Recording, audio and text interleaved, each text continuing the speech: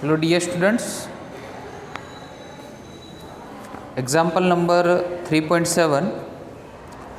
Two trains A and B of length 400 meter each are moving on a two parallel tracks with a uniform speed of 72 kilometre per our. देखो ये दो train है, ऐसे मतलब parallel track में दोनों जा रही है, दोनों की जो स्पीड है वो सेम है, 72 किलोमीटर पर आवर है.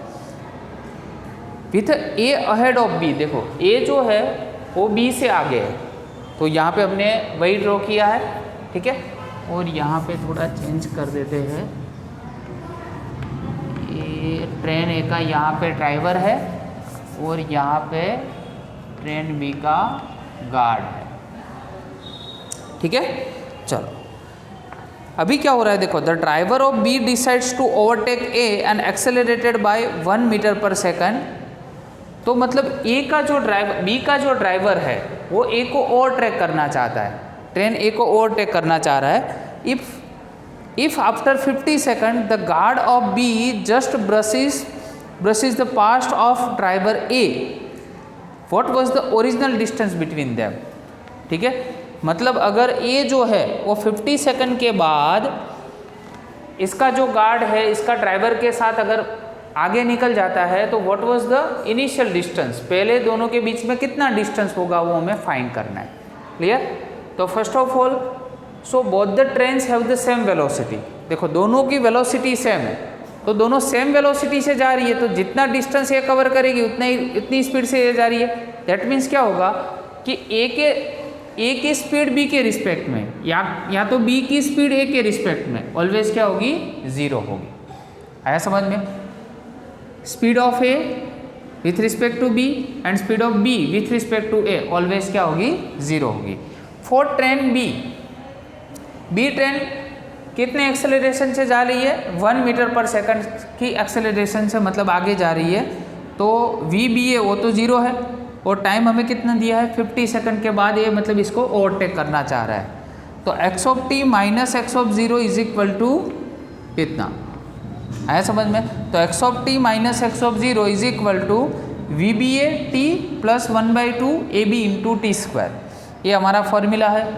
वो काइनेटिक इक्वेशन का मतलब सेकंड फार्मूला हम यूज़ करते हैं इसमें. तो x of t minus x of zero मतलब टी सेकंड पे उसकी पोजीशन और 0 सेकंड पे इसकी पोजीशन, और वी बी ए तो ऑलरेडी हमारे पास 0 है और टी टाइम तो ये ऑलवेज 0 हो गया. 1/2 ए बी हमें दिया हुआ है, एक्सेलरेशन ऑफ बी मतलब 1 दिया है और टाइम हमारे पास कितना है, 50 है. तो 50 का स्क्वायर करोगे तो 2500 होगा और डिवाइड बाय 2 करोगे तो आंसर कितना होगा, इनिशियल 1250 मीटर जितना दोनों के बीच में इनिशियल गैप होगा. ठीक है. तो ये हो गया अपना एग्जाम्पल 3.7. चलो मूव ऑन टू द 3.8. चलो 3.8 अच्छे से समझना है. ऑन अ 2 लेन रोड, देखो ये फर्स्ट लेन है और ये सेकेंड लेन है, ठीक है. 2 वे रोड है, 2 लेन रोड. तो अभी उसमें क्या है, car A is travelling with a speed of 36 kilometre per our. जो कार ए है उसकी स्पीड है 36 किलोमीटर पर आवर. उसको 5/18 से मल्टीप्लाई करोगे तो मीटर पर सेकंड में कन्वर्ट हो जाएगी इसकी स्पीड, 10 मीटर पर सेकंड आई. चलो आगे. 2 cars B and C approaches car A in a opposite direction with a speed of 54 kilometre per our each. देखो दोनों 2 और कार है, B कार और C कार, वो A को अप्रोच कर रही है, मतलब इसकी डायरेक्शन में, A की डायरेक्शन में जा रही है दोनों, मतलब एक दूसरे से ऑपोजिट डायरेक्शन में हो गई. आया समझ में. और दोनों की स्पीड फिर सेम है, कितनी स्पीड है, 54 किलोमीटर पर आवर. तो 54 को 5/18 से मल्टीप्लाई करोगे तो 15 मीटर पर सेकंड आ जाएगी speed. Okay. When the distance A B is equal to A C both being 1 kilometre. देखो जब ए बी और ए सी का डिस्टेंस सेम होता है तब ये डिस्टेंस कितना दिया है आपको, 1 किलोमीटर जितना बीच में डिस्टेंस दिया हुआ है. आया समझ में. अभी क्या हो रहा है, देखो now the B decides to overtakes A before the C does. मतलब बी कार का जो ड्राइवर है वो सी को ओवरटेक करना चाह रहा है, sorry B decides to overtake A को ओवरटेक करना चाह रहा है. देखो क्योंकि ये दोनों एक ही डायरेक्शन में है, ए और बी एन एक ही डायरेक्शन में है, तो सेम डायरेक्शन में होने की वजह से बी का जो ड्राइवर है वो ए को ओवरटेक करना चाहता है, पर किसके पहले? सी से पहले। ठीक है, before the C does what minimum acceleration of car B is required to avoid this accident, just because it is a two-way lane, it is a two-lane road, so we have to avoid this accident. Just by two-way lane we have 3 cars, but at the time at one time whenever the 3 cars are gathered all together, then accidents happen, so we have to avoid this accident. So for avoidance of this accidents, what will be the acceleration of the car B? Car B का acceleration कितना होना चाहिए वो हमें find करना है। Clear? तो यहाँ तक तो ये समझ में आ गया। अभी देखो यहाँ पे हमें रिलेटिव वेलोसिटी का कंसेप्ट लेना पड़ेगा, क्योंकि B जो कार है वो A के रिस्पेक्ट में आगे बढ़ रही है, ऐसे ही C कार है वो A के रिस्पेक्ट में है, और A जो है वो मिडल में है। ठीक है, तो पहले क्या करते हैं, speed of car B with respect to A, speed of car B with respect to A, so formula will become VB minus VA. okay, what is the speed of B? Speed क्या है B की 50 और A की speed क्या है 10, तो answer कितना आया अपना 5 मीटर पर सेकेंड। आया समझ में? 5 मीटर पर सेकेंड।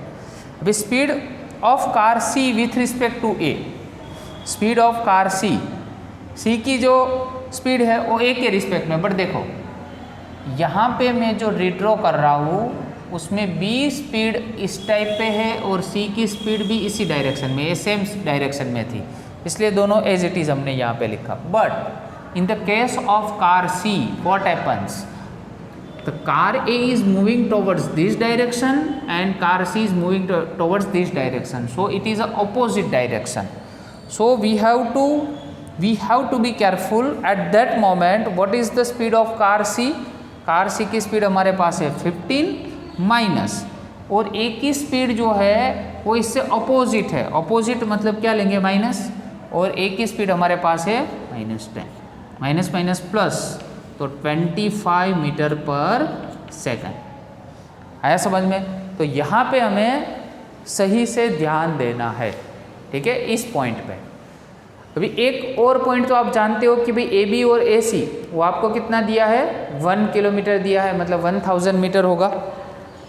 ठीक है, अभी हम फाइंड कर रहे हैं time taken for car 2C cover the distance AC, मतलब AC जितना डिस्टेंस कवर करने के लिए कार C को कितना टाइम लगेगा। तो फॉर्मूला कैसे बनेगा, तो speed is equal to, speed किसकी है C कार की,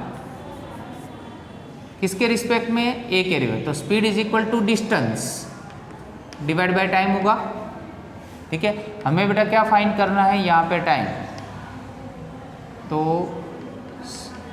डिस्टेंस डिवाइड बाय VCA। अभी इसकी वैल्यू तो हमारे पास 1000 है।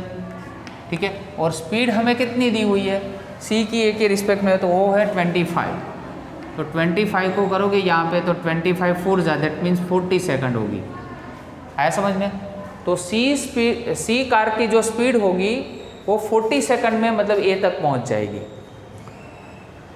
अभी क्या करते हैं कि इसका एक्सेलरेशन हमें फाइंड करना है, for acceleration of car B। तो हमारे पास B के लिए क्या है, तो एक तो AB डिस्टेंस दिया है 1000 किलोमीटर।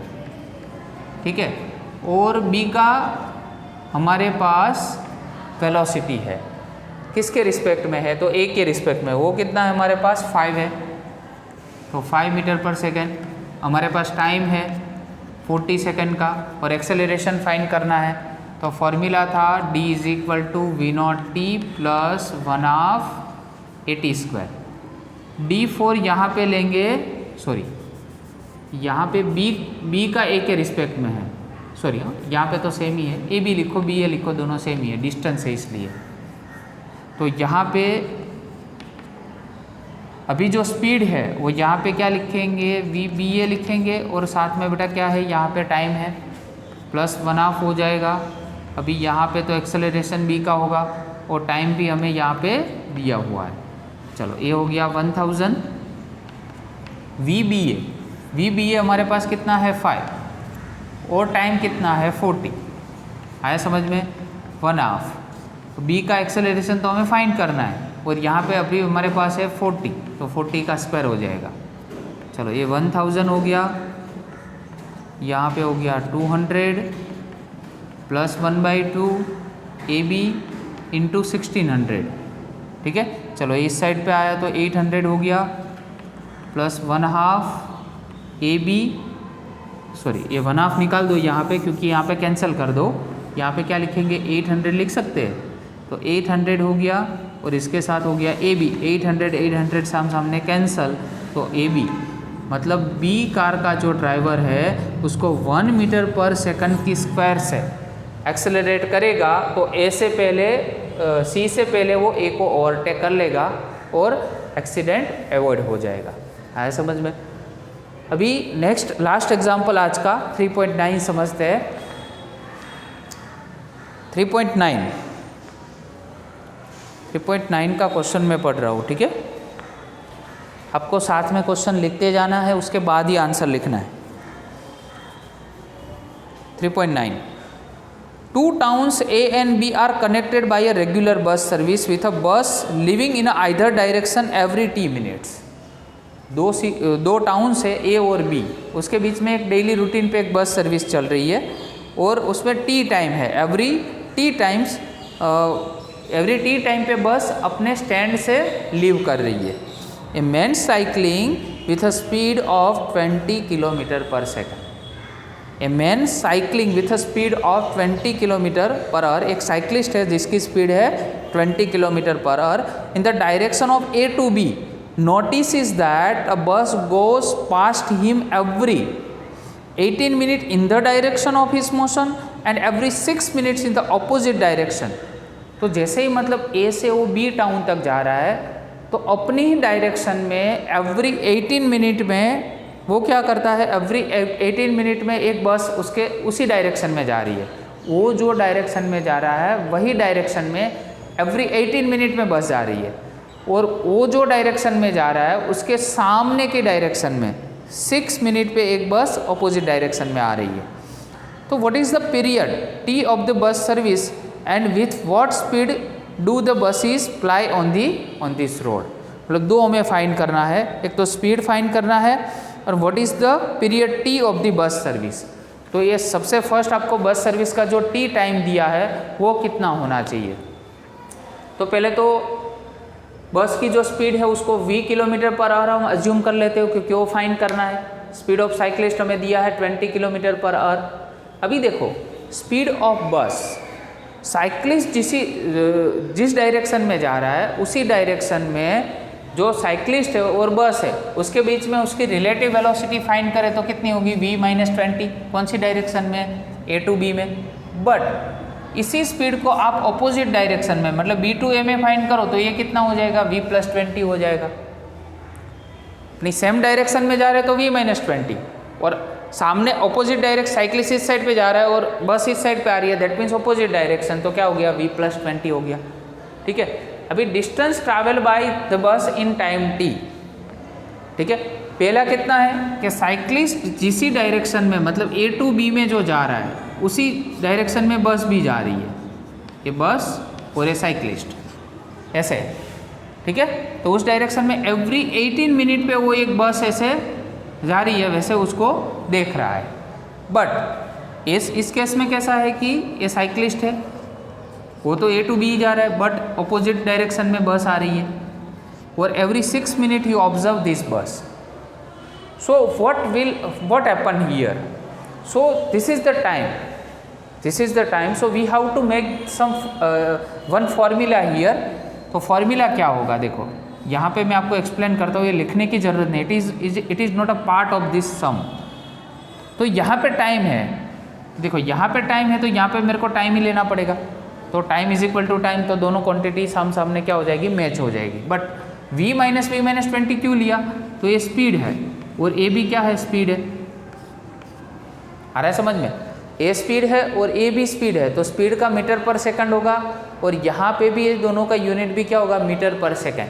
तो metre per second divide by metre per second, तो डायमेंशनली वाइज देखे तो ये क्या हो जाएगा, कैंसिल हो जाएगा, तो time is equal to time बन गया फॉर्मूला। तो ऐसे फॉर्मूला हमने फॉर्म किया है। तो इसको सिंप्लीफाई करो तो Vt और ये दोनों सामने मल्टीप्लाई हो जाएंगे तो 18V हो जाएगा और डिवाइड बाय 360 हो जाएगा। इसको नंबर फर्स्ट दो।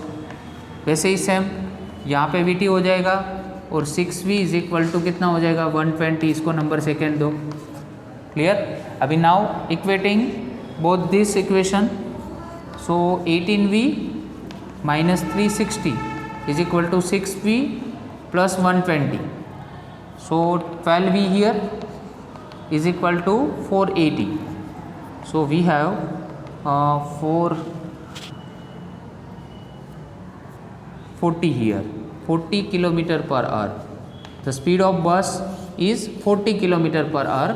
Also we have to find out the time interval, so putting this value in any of the equation, so V is 40, we have to find time, and then 6 into 40 and plus 120 here. So by the time t 40t हो गया 240 plus 120, 40t is equal to 360, so time will become 9 minute. देखो वो जो उसके लिए जो हमें time find करने को बोला था वो कितना होगा 9 मिनट जितना टाइम आपको मिलेगा। फिर से मैं थोड़ा रिपीट कर देता हूँ कि हमने इक्वेशन 1 और इक्वेशन 2 ये दोनों को इक्वेट किया है, ठीक है, क्योंकि Vt है देखो, तो सामने इक्वेट किया जिससे हमें V की वैल्यू मिली। अभी V की वैल्यू कोई भी इक्वेशन में आप रख सकते हो, तो सेकंड इक्वेशन ईजी है, तो सेकंड इक्वेशन में हमें V की वैल्यू रखी तो हमने t मिल गया। दोनों की वैल्यू इस इक्वेशन में हमें चाहिए थी इसलिए। Okay, thank you very much.